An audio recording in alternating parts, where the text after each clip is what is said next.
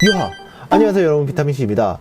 이런 느낌으로 영상을 찍는 거는 처음이긴 하네요. 이번엔 제가 구매할 노트북을 선택하는 그런 영상을 가져보고자 합니다. 영상 시작하기 앞서 저랑 비슷한 상황이신 분들에게 매우 참고가 될 만한 내용일 겁니다. 물론 그런 분들 뿐만 아니라 신학기에 앞서서 고사양 노트북을 구매하시려는 분들에게도 조금이나마 도움이 될 그런 내용이 되시길 바라요. 참고로 저는 내년에 복학할 예정이고요. 기존에 사용하던 노트북의 성능이 마음에 안 들어서 업그레이드 겸 게이밍 그리고 뭐 유튜브 영상 편집까지 고려해서 이번에 노트북을 고를까 합니다. 참고로 저는 알바를 하고 있는 상태고요. 알바는 아마 2월까지 할 상태라 뭐 대충 150 이하 정도의 이제 뭐 영상 편집 혹은 게이밍이 가능한 다양한 용도의 고사양 노트북을 구매할 생각입니다.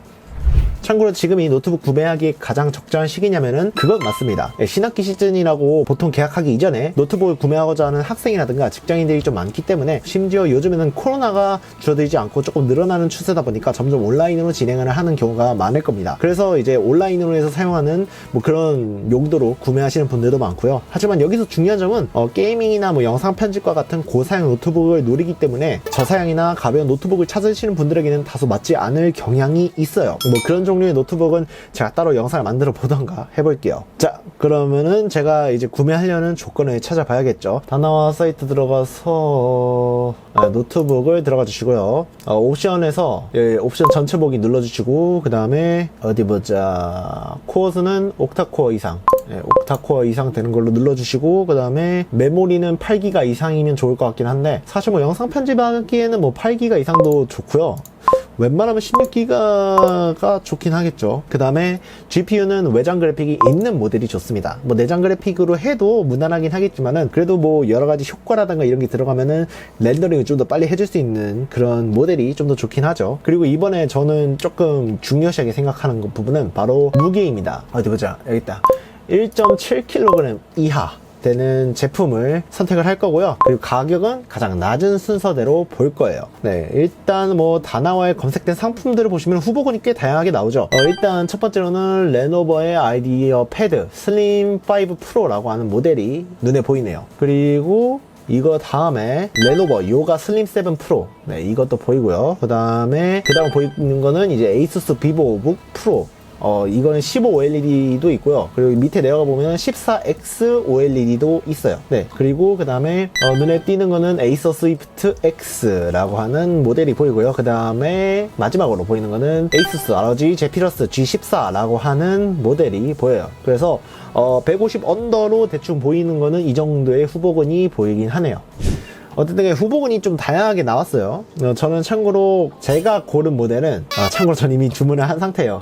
제가 참고로 고른 모델은 에이수스 ROG 제피러스 G14라고 하는 모델을 골랐습니다. 참고로 화이트 모델을 골랐고요. 먼저 좀 분류를 할게요. 사실 제가 저번 알리익스프레스에서 직구한 제품들을 좀 언박싱하는 영상을 뭐 보셨을지 모르겠지만은 PD 충전을 하는 충전기 케이블을 구매를 했잖아요. 사실 이번에 노트북을 구매하면서 제가 노린 것은 성능은 챙기되 가벼운 노트북을 찾는 게 제 목표였어요. 제가 가지고 있는 모델은 MSI GP63 레오파드 ARD라고 하는 모델입니다. 근데 이 제품의 무게가 장난 아니에요. 여기 보시면은 여기 있다, 무게 2.2kg 2.2kg 정도 되거든요.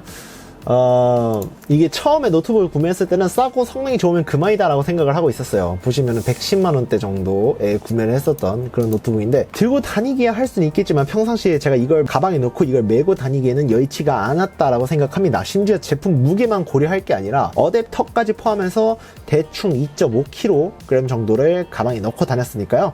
뭐 여러모로 그렇게 막 좋지는 않았죠. 그래서 요즘에 나온 노트북 중에서 좀 성능이 좋고 가볍고 그리고 빠른 노트북이 없을까 찾아봤던 게 바로 저 이유에서이기 때문이에요.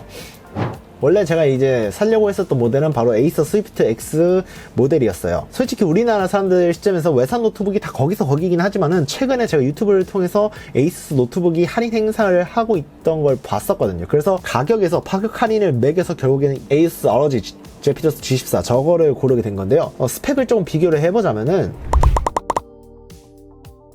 대충 이렇게 대략적인 좀 차이가 나는데요. 둘 다 작업용으로 쓰기에는 디스플레이 스펙이 그렇게까지 좋지는 않습니다. 뭐 그런 부분에서는 좀 아쉽기는 해요. 하지만 둘 다 제가 원하는 1.7kg 이하의 무게이고, 전체적인 스펙은 제피러스 G14가 좀 더 좋은 편이죠. 근데 만약에 제가 이제 PD 충전을 고려하지 않았으면은 제가 이거를 고르진 않았을 거예요. 제피러스 G14를 고르지 않고 아마 제가 고른다고 해도 여기는 이 비보북 14X나 아니면 비보북 프로 15 요거를 골랐을 거예요. 아마 게이밍을 고려하지 않고 윈도우 작업용으로 쓸만한 150만원 언더로 고른다라고 하면은 비보북 프로 말한 거는 좀 없다라고 봐요. 비보북 프로 14X 같은 경우에서는 디스플레이 패널이 좋아요. 400니트의 높은 밝기에 이제 DCI P3, 제피러스 G14 같은 경우에서도 sRGB 100%라고는 했지만은 사실 sRGB 100%보다는 DCI P3가 더 넓은 색 영역을 가지고 있거든요. 그래서 이런 부분에서의 좀 차이가 있죠. 그래서 비보북 프로 같은 경우에서는 DCI P3 100%를 지원을 하고 있기 때문에 sRGB를 지원하고 있는 제피러스 G14보다는 훨씬 더 좋은 패널을 가지고 있다고 볼 수가 있죠. 그리고 2880 곱하기 1800 이게 이제 QHD 플러스 해상도를 지원하고 있어요. 특히 이 패널이 OLED이기 때문에 리얼 블랙을 표현하기에도 좋은 노트북이죠. 5800H 정도 되는 이제 성능도 좋고 외장 그래픽인 3050, RTX 3050이 들어가는 데다가 주사율도 98Hz 정도로는 지원을 하고 있으니까요.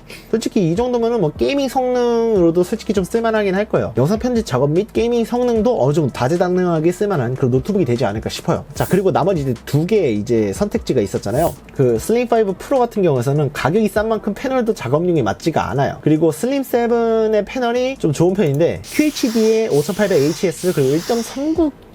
네, 무게가 꽤 가벼워요. 비보북 같은 경우에는 1.65kg 정도 되거든요. 저게 이제 15형이 1.65kg이고 14X가 1.45kg 정도 되는데 가볍고 성능이 좋은 이제 그런 부분에서는 이제 비보북과 어느 정도 비슷한 부분도 있고 그다음 무게면으로는 더 좋은 이점을 가지고 있어요. 근데 이게 GPU가 MX450이 들어가 있어요. 그 RTX 3050에 비해서 성능이 한 절반 정도 될 거예요. 그렇기 때문에 게이밍으로 쓰기에는 조금 불편하긴 한데 뭐 작업용으로 쓰기에는 꽤 괜찮은 노트북이죠. 그래서 130만원 이하의 노트북을 찾는다고 하면은 레노버 요가 슬림 7 프로가 꽤 좋은 선택지가 될 것 같고 그게 아니라면은 웬만하면 저는 비보북 프로를 조금 더 추천드리고 싶어요. 저도 사실 맥북은 많이 고려했었어요. 사실 제가 그 알리익스프레스에서 직구를 했었던 것도 그때 당시에는 맥북을 구매를 할 생각으로 그걸 이제 구매를 하긴 했었는데 M1의 어마무시한 성능을 생각하면은 솔직히 학생 할인을 먹여서 산다면은 맥북이에요. 맥북 프로 13인치로 갈아타기에도 충분히 좋은 가격대라는 거는 저도 사실 알고는 있어요. 근데 제가 결국 맥북을 넘어가지 않은 가장 큰 이유는 운영체제 OS 때문이에요. 제가 원래는 맥북을 노리고 기존에 편집하던 프로그램을 베가스에서 프리미어 프로로 넘어가고 그 직구로 이제 PD 충전선도 이제 구매를 했잖아요. 근데 그렇게 다 준비를 해놨는데 이게 이제 맥 OS에서 제가 기존에 사용하던 프로그램들이 호환이 되는가가 확실히 좀 그게 크게 갈리더라고요. 이게 맥 OS는 윈도우 OS랑 좀 다른 운영 체제니까요. 만약에 제가 처음부터 맥을 사용을 했다면 맥북을 고르는 것은 당연한 일이 되겠지만은 근데 이럴 경우에서는 이제 오로지 맥북 이외의 선택지가 없기 때문에 저는 맥북이 그렇게 무조건 좋다라고 저는 생각을 하지는 않아요. 뭐 맥북의 성능이 어마무시하고 막 사용 만족도가 높다는 거는 저도 알고 있긴 하지만 쉽게 맥북으로 갈아타지 못한 이유가 바로 이 부분이지 않을까 싶어요. 맥북으로 갈아타시려고 생각하시는 분이거나 아니면 고려하시는 분들은 이 부분도 한번 고려를 해보셔야 될 거예요. 그리고 첨언 하나 더 해보자면은 맥북에서 지원되는 게임이 많지가 않아요. 제가 방금 전에 얘기했다시피 게이밍도 같이 고려를 한다 했었죠. 그러니까 롤같이 이런 유명한 게임 같은 경우에는 맥에서도 지원을 하고 있긴 하지만은 웬만한 대부분의 게임들은 거의 지원을 하지 않는다고 보시는 게 맞아요. 자, 그래서 지금 노트북으로 갈아탈 시기인가? 일단 저는 맞다고 생각을 해요. 제가 처음에 얘기했다시피 지금 신학기 시즌이기 때문에 온라인몰 곳곳에서 할인 행사가 지금 진행 중일 겁니다. 저도 그런 할인 행사를 통해서 구매를 한 사람들 중에 한 명이고요. 그렇지만 이거는 알아야 돼요. 지금 무조건 갈아탄다고 좋을 게 없는 게 지금 CES 2022가 한참 진행 중이죠. 그리고 이제 새로운 노트북용 CPU와 GPU가 이제 나오면서 새로운 노트북 출시가 바로 눈앞에 있어요.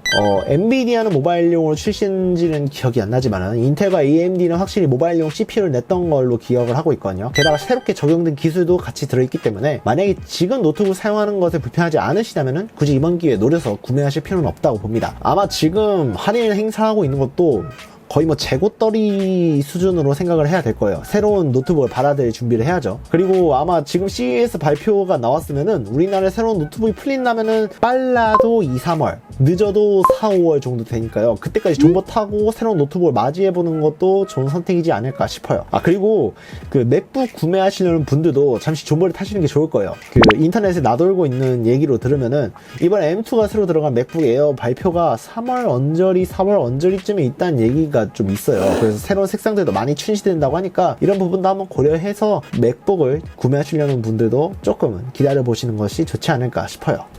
네, 이렇게 복학을 기념해서 새롭게 구매한 제 노트북에 관해서 간단하게 썰로 푸는 영상을 가져봤습니다. 저도 어떤 노트북을 고를지는 거의 2에서 3주 가까이, 혹은 이제 맥북 구매 고려까지 포함하면은 뭐 2달 이상 넘어서 고민을 좀 많이 했어요. 결국에는 에이수스의 제피러스 G14를 고르고 말았습니다. 네, 지금은 주문이 들어간 상태니까요. 제품이 도착하면 언젠가 한번 언박싱 및 리뷰도 해보는 그런 영상을 가져볼 테니까요. 많은 관심 부탁드리고요. 이번 영상은 여기까지입니다. 이번 영상이 도움이 되셨다면 좋아요, 구독, 알림 설정까지 꼼꼼히 챙겨주시고요. 저는 이만 다음 영상에서 뵙도록 하겠습니다.